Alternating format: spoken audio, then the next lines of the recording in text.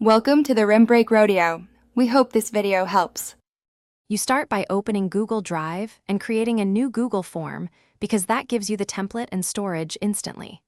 Once done, pick blank or a template to save time, name the form, and add a short description that tells respondents why they should care. Make sure to set language and enable collect email addresses if you need contact info. Also link responses to a Google Sheet now. It prevents later export work and keeps data organized for analysis. Now add questions and choose types based on the answer you want.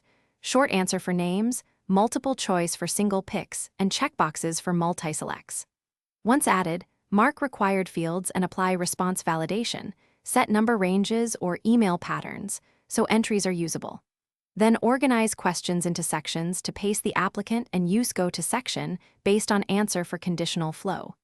If you need resumes or photos, enable file upload. This stores files in Drive and links them to each Finish by previewing the form and doing a full test submission because that reveals logic and validation gaps.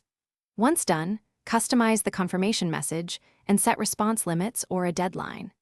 Make sure collaborators have editor access only when needed and lock the response destination sheet if multiple people will edit. If something breaks, check permissions, clear or relax validation rules, and ensure collect email is enabled for required addresses. These fixes solve most issues quickly. Thanks for watching. Consider subscribing if we helped you.